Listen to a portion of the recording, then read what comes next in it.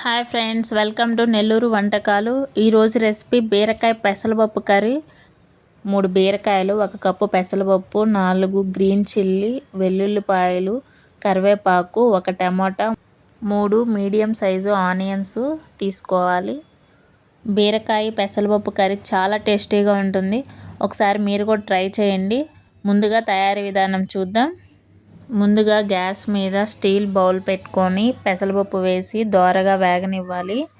పెసరపప్పు అలాగే వేసుకుంటే జిగురుగా ఉంటుంది, అందుకే దోరగా వేయించి పెసరపప్పు వేసుకోవాలి. అప్పుడు కూర చాలా టేస్ట్గా ఉంటుంది. దోరగా వేగిన తర్వాత 1 గ్లాస్ వాటర్ పోసి క్లీన్ చేసుకొని తర్వాత 2 గ్లాసులు వాటర్ పోసుకోవాలి. తర్వాత 1/2 టేబుల్ స్పూన్ పసుపు వేసుకోవాలి. 1 టేబుల్ స్పూన్ ఆయిల్ వేసుకోవాలి. పప్పులో ఆయిల్ వేయడం వల్ల వాటర్ తొందరగా బయటికి రావు. ముందుగా మనం బీరకాయలను, టమాటాలు అన్నీ కట్ చేసి రెడీగా పెట్టుకుందాం.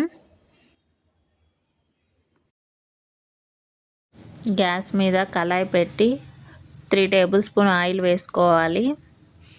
తర్వాత 1 టేబుల్ స్పూన్ ఆవాలు, 1 టేబుల్ స్పూన్ మినపప్పు, 1 టేబుల్ స్పూన్ శనగపప్పు, చిటికెడు జీలకర్ర వేసుకోవాలి. దంచిన వెల్లుల్లి వేసుకోవాలి. తర్వాత ఆనియన్స్ వేసుకోవాలి. పచ్చిమిర్చి వేసుకోవాలి. టమాటా వేసుకోవాలి. బాగా వేగనివ్వాలి. తర్వాత బీరకాయ వేసుకోవాలి.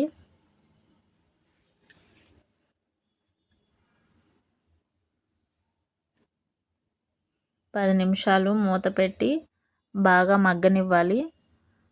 ముందుగా మనం పెసరపప్పు ఈ విధంగా ఉడికించుకోవాలి. బాగా వేగిన బీరకాయలో 1.5 టేబుల్ స్పూన్ చిల్లీ పౌడర్ వేసుకోవాలి.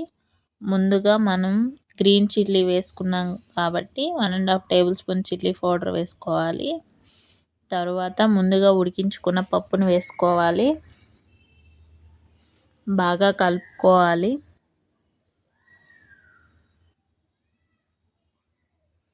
One and half glass water పోసుకోవాలి. బాగా కలుపుకోవాలి. తగినంత రాళ్ళ ఉప్పు వేసుకోవాలి.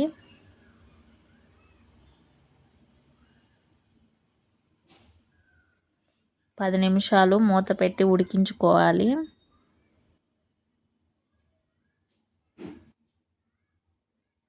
చివరగా 1 table spoon garam masala powder వేసుకోవాలి.